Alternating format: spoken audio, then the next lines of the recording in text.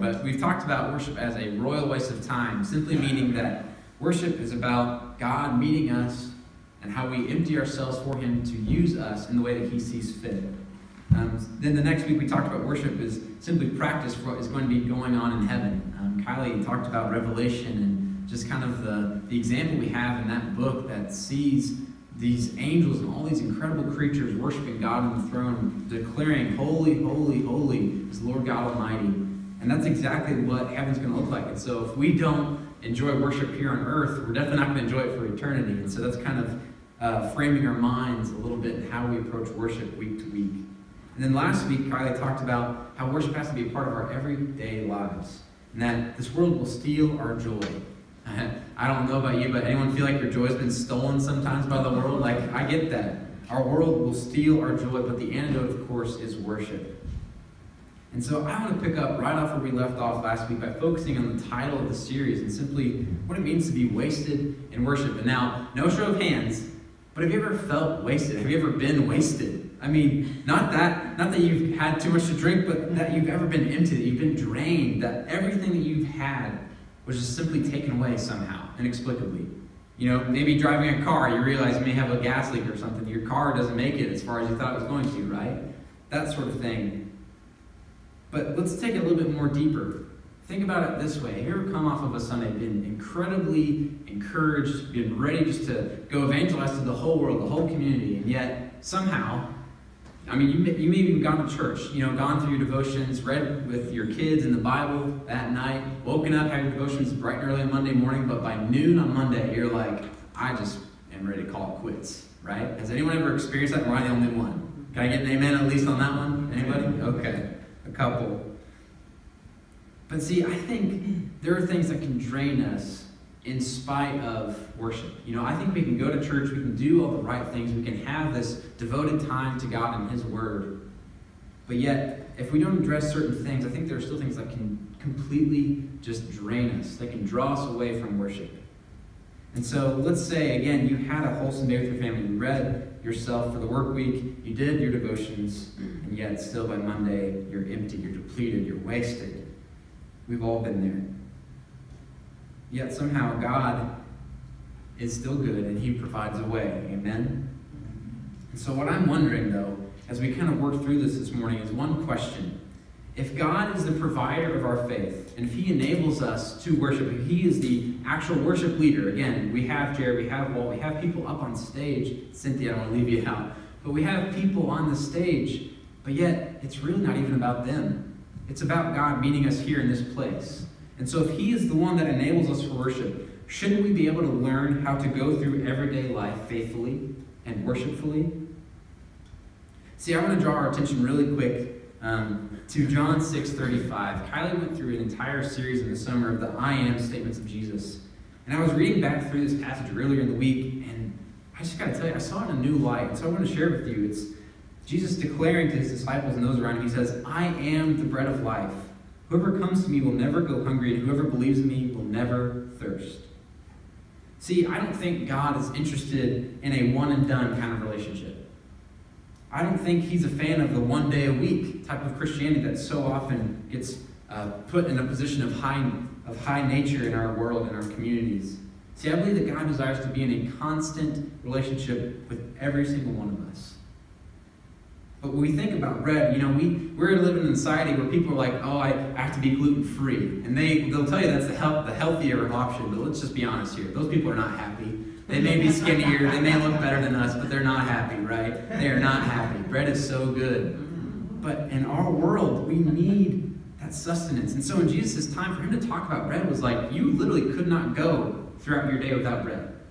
You literally could not. And so for us to put it in our concept, let's just say of anything. Let's just say protein. Let's say something like that. But we have to have Him as the centerpiece of our life. He has to be the very foundation of it. And so, again, that doesn't justify me. It doesn't give me a license to say one day a week I'm gonna worship God. It doesn't mean that one day a week I'm gonna read my Bible. Or maybe every now and then I might go to church. Every day, in good times and bad, when I'm feeling Him and when I'm not, I have to be ready to worship Him. Yet, on the flip side of that coin, I also believe that's a lot easier described than practiced. Amen. Like, we ever experienced that? I want to show you guys a picture real quick of my first car. Anyone can describe to me what that car is? Anybody recognize it right off the bat? Anybody? It's okay. It's a Jeep Comanche, okay? They don't make those very often anymore. It was a sweet ride, let me tell you. My first car, just to describe to you how I actually bought this car. So my dad and I had been looking on eBay for a very, very long time. We've been consistently checking it my sophomore year of high school. We almost got a really sweet Wagoneer, and I swear, if we would have bought that, I would have been driving it to this day.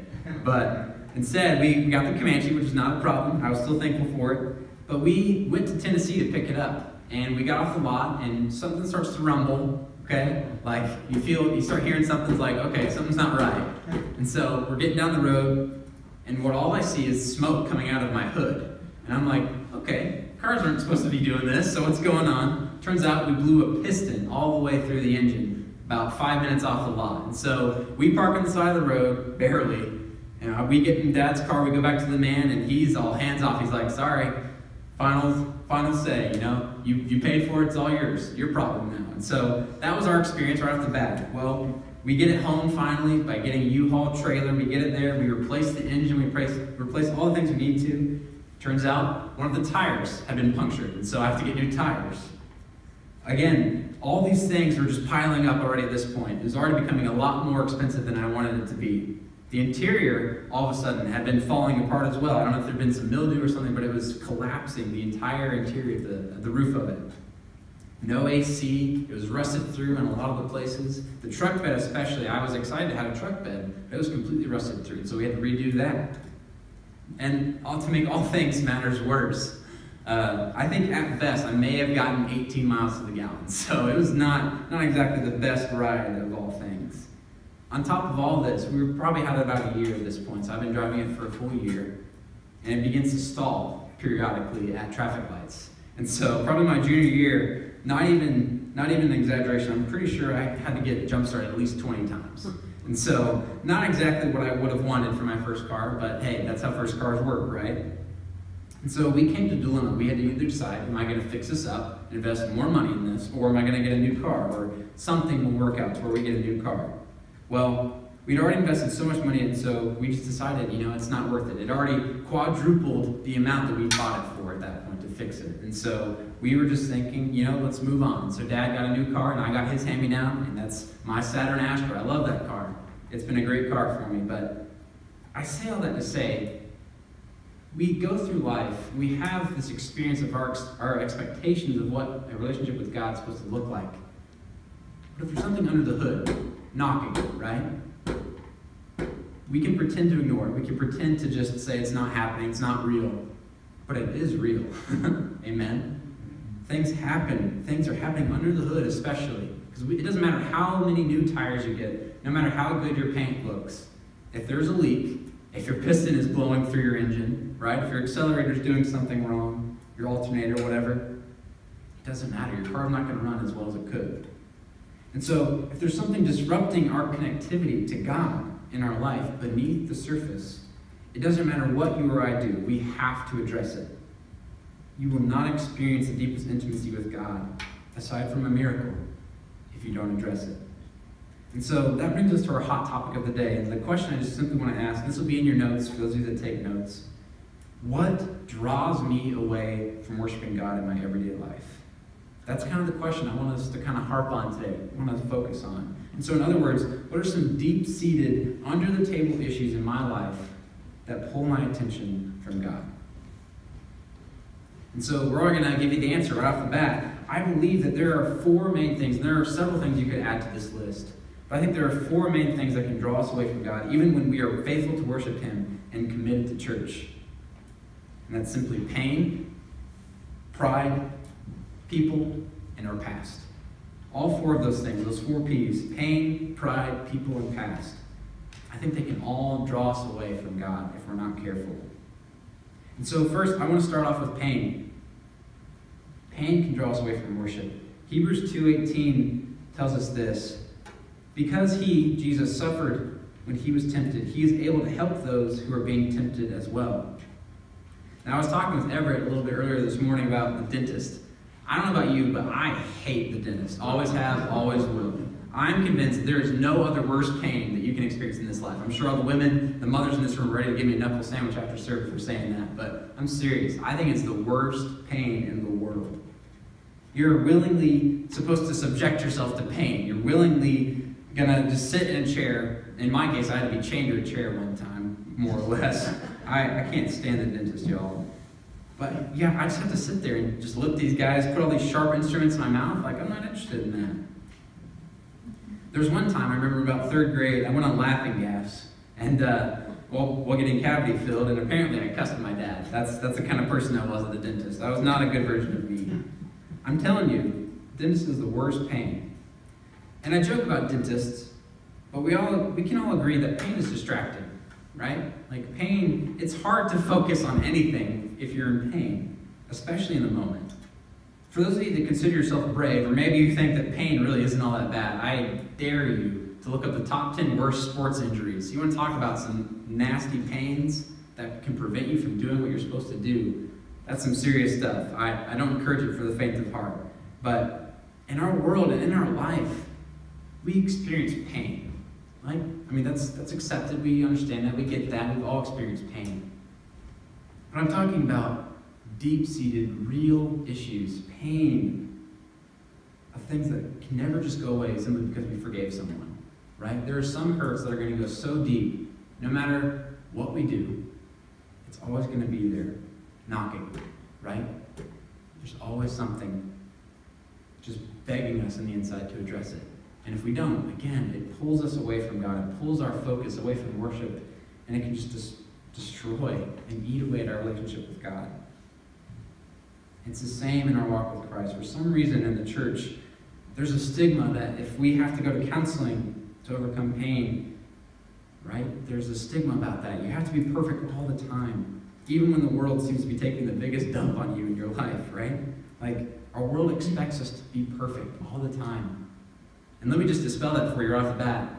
We're not called to perfection. We are called to be completely surrendered. We're called to be completely and perfectly aligned with God.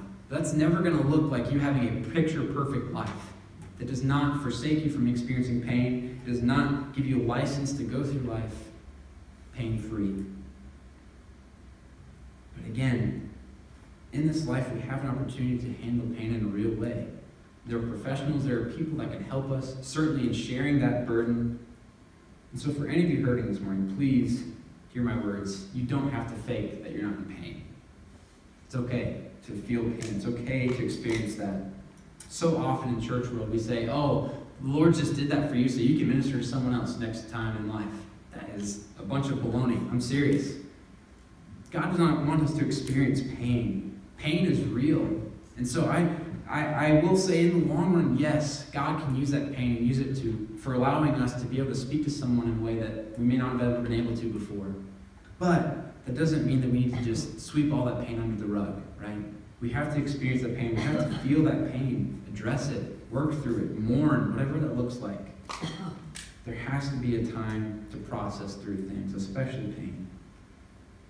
And so real-time pain, is a real issue. We can place faith in a real God who lived real life and went through real-time pain. And that verse in Hebrews 2:18 again, because he himself suffered when he was tempted, he is able to help those who are being tempted. I mean, think about how many different religions there are in the world. And really, the only significant thing that sets Christianity apart from anything else is that God came on our level, right? Every other religion is about us giving something to God, but instead, God lowers himself for us. Like, that's just who Christ is. That's who our God is. And that's amazing. We can actually relate to God. It's so different. So secondly, we've worked through pain. Let's talk about pride. Pride can draw us away from worship as well. And so I'm going to read Proverbs 11:2 for you. When pride comes, then comes disgrace. But with humility comes wisdom. I love that. Pride is one of those things where it feels okay if you're the one who has it, but to everyone else you just look like a jerk, right? Like, that's how pride works. Pride leads you, though, in a very lonely, lonely road. If we never humble ourselves, if we never admit our inadequacy, if we never admit that we are not a perfect person, that we haven't achieved something that this person hasn't, we're not going to discover wisdom, first of all. What we will discover is brokenness and loneliness.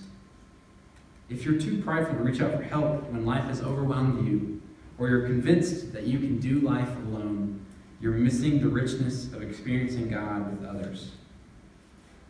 And so pride, if left unaddressed, will slowly eat away at our relationship with God too. Over time, the more decisions we make without consulting God, without consulting those who love us the most, our intimacy with God will suffer. That's just the truth. It will. You think about termites, and I mean, you can even see it probably from the road, but at the Parsons, we have those columns there in the front porch, and one of the columns has been slowly eaten away by termites. And eventually some hornets came in, and now we have a bird trying to sit in there. And so it's those small things that we allow to fester. The little termites allowed for that to become something that could now allow something big to get in there and cause a real problem. And it's the same way in our lives. If we allow just a little bit to grow, a little festering, a little bit of bitterness here, a little bit of pride here, it's going to eat away at us. And so eventually one day it's going to be a big hole and a big problem for us. And so, that being said, we can't just trust everything to people. And so that's a good segue into Paul's writings about people. People can drain us from worship. They can draw us away from worship. And so 1 Corinthians 15:33 says this, "Do not be misled. Bad company corrects good character." And even differently, in 2 Corinthians 6:14, "Do not be yoked together or team up with unbelievers. For what do righteousness and wickedness have in common?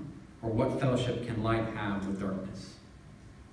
Now, I don't want to misinform you on this. This is not a license to be ugly or hateful to people that don't believe like you do. This is not a license to become a holy huddle where we just sit here in our own circles. I threw the words team up in that from the NLT, the New Living Translation, instead of yoked together, because this instruction from Paul really is more about our inner circle of trust, right?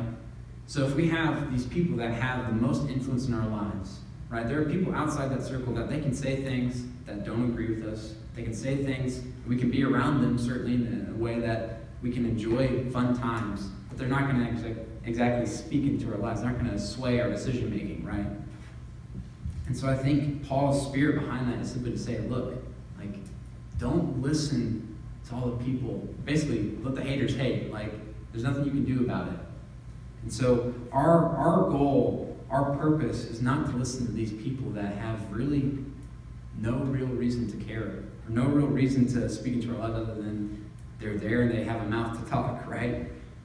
And so people sometimes can be either the worst thing or the best thing in our lives. I do think, and I have seen some Christians date non-Christians. I've seen some people say that this is all about romantic relationships. And I have seen people where a Christian dated a non-Christian, and it's become an incredible testimony for people to see. But I've also seen couples destroyed because of that. I've also seen people's lives crumble because they went through the approval of someone that had no idea of their understanding. You're no concept of our faith principles. And so when we give money away to people, people are just baffled by that, right? And that can destroy us. They don't understand why, I don't want to drink. They don't understand why you may not want to go to these certain places, do these certain things, because they don't understand your ideology or your beliefs. The message here is that we can receive grace in those relationships, not just to listen to them and be a part of them, because we can't just shut people out. We can't shut people out in our lives. There's always going to be someone who's not a believer. There's always going to be someone that isn't necessarily speaking for our best interests, right? But we have to see them for who they are. We have to hear what they're saying and realize just because we like them, they may be your friend even, does not give them license to speak into our lives and direct our paths in a way that is not according to God's way. So sometimes, this is a little bit scary, but sometimes this can and should include family, unfortunately. Family can be some of those people that really shouldn't have a say in our lives sometimes. The truth is, sometimes they shouldn't. Unfortunately, we live in a world where everybody feels entitled, which can lead some family members who never encouraged us, who never supported us, and never pointed us in God's direction to think they have license to speak into our lives. And the truth is, they don't. Still love and respect them, but they don't have license to speak into our lives. And that's a terrible thing, and God can work in that situation, but sometimes family doesn't have to have the final say in our lives. Lastly, past. You could probably argue that pain and pride and people all have something to do with our past. But past can't prevent us from worship. And so I want to read Philippians 3:13 through 14 to you. Brothers and sisters, I do not consider myself yet to have taken hold of it, perfection. But one thing I do, forgetting what's behind and straining toward what is ahead, I press on toward the goal to win the prize for which God has called me heavenward in Christ Jesus. So let me put it this way. Paul's essentially saying here, the past, no matter how good or how bad, it can be the prison of our present and the purgatory or the torment, the limbo of our future. And so our past, again, all those things that kind of culminate in our past experiences, they may be filled with mistakes. It may be filled with regret and shame, sleepless nights, or may be filled with adoration and fulfilled dreams, but it may leave you numbed in nostalgia. And so a good past or a bad past, either one, dwelling on it too much is going to prevent you from seeing what God can do in your future or in the here and now. And so a good past may lead us to criticism, while a bad past may lead us to withdraw from others. But reliving the glory days may keep you from experiencing God's glory today. Ultimately, dwelling on our past hurts, and it prevents Christ from really completely restoring us. I want to share with you these few verses in John 14. Christ is talking to his disciples. He says, "Do not let your hearts be troubled. You believe in God, believe also in me. My Father's house has many rooms. If that were not so, would I have told you that I am going there to prepare a place for you? And if I go and prepare a place for you, I will come back and take you to be with me, that you also may be where I am. You know the way to the place where I am going." And following up in a couple of verses there, he talks about how he is the way, the truth, and the life. You see, I read that, and I read those words of Jesus, and I think, if we're just being honest, I think so often we can count ourselves out of that, right? We can read those words, we can hear them and be encouraged by them for a little bit, but if we really think about it, like, I haven't done anything to deserve what God's doing for me, what Christ is preparing for me, right? Like, my pain, I've experienced too much pain. I don't want Christ to do that for me, because we're just so afraid of letting it go sometimes, right? Sometimes our pride is a big one, right? We want to help ourselves. We don't want anyone else's help. The truth is, we can't do it alone. We can't. Christ has to take it from us. We have to relinquish that to him and let him do whatever he wants to do with it. Sometimes the people in our lives, right? You know, as much as I want to give this to you, God, I really need these people's approval. And ultimately, sometimes we choose between what God's asking us to do and what people are asking us to do. And so we have to relinquish that. We have to surrender it to him. And so people who commit all of who they are to the past are ultimately robbing themselves of experiencing fulfilled worship and community. I mean, we talk about worship like it's just this thing we're going to do on Sundays, but no, like, worship is every day. We talked about that last week. But no other thing in this world will deprive us of experiencing worship in the past. It really won't. We can be so committed to the past, so committed, whether it was good or bad, committed to the past, that we just really are blinded. We have essentially tunnel vision. We can't see anything past what God has in front of us right now. And so I think of it this way. There's a reason most musical artists don't just have an album with 14 of the exact same song, right? Like, in our past, we think about things and we want them to be exactly the same. That's not always the best thing for us. Sometimes it's okay to experience new things. It's okay to see different things in the world and to move along with it. I saw this quote in a sermon I was reading earlier this week from Pastor Mike Todd from Transformation Church. He puts it in these terms. He says, "If you live in the past, your present is torture and your future is non-existent." He said it this way as well. If you focus on the past that was great, then the present seems like a mistake and the future will often be your job to negate. Or if you focus on the past that was sad, then the present is bad and your future will stay cold like an unused launch pad. I like how he says that. And so I say all these things, and you might be asking, well, Pastor, what in the world am I supposed to do with all this today? Like, what's really the application? How can I live this out in real life? And it's really simple. I think there are 3 steps. And so I think the best way to move forward is, first off, to open up. That's number 1. Open up. Ask God to show you what's draining you. If there are issues, admit it. Refresh your expectations with life. Admitting that there's an issue is the first step in allowing God to heal you from it. That's just common sense, right? In that verse, I'm going to challenge you guys a little bit. I haven't put these verses on the screen because I would love for you to take your own time sometime this week or even today. Read those verses and see how it lines up with those points here. Okay, but first off, open up about the issues, whatever it be. It's people, pride, past, pain, whatever it be. Open up about it. Talk to someone. Talk to a friend. Talk to your spouse. Understand who can change it. And this is where the part where you would always say the same Sunday school answer is that it's Jesus, right? Jesus is the only one who can change any of those things. None of the pain, none of the pride, none of the past, the people in our lives, none of that can go away unless we just entrust them to Jesus. And so we have to seek guidance from a counselor. We have to know and research things that are going to give us consistent or professional help. And so maybe us seeking God's favor in this looks like just talking to a counselor or a friend, a loved one. And lastly is to chuck it. Cast your cares on God. And so in this way, when we chuck things like this, we chuck these things that hurt us and have these under-the-table issues that just completely uproot the spirit of worship. We are reclaiming the authority of what influences us, and we're letting God deal with it. And so if you think about it this way, if you can just kind of visualize with me, right? So if I have a little paper towel, right, and I just crumple it up, and I chuck it, I'm like, oh no, God, I don't want to experience that anymore. It's going to be so easy just for me to pick it up one other time, right? But if I'm really serious about getting rid of it, if I'm letting God do what He wants to do, I'm going to get something heavy inside that, and I'm going to chuck it as far as I can. That's what we have to do sometimes. That's what God calls us to do. And so that's really as simple as it gets this morning. But I know, again, we talk about this, and it seems so easy just to talk about it on a Sunday morning. It seems so easy just to hear from a pastor. But the reality is, it's not that simple all the time, right?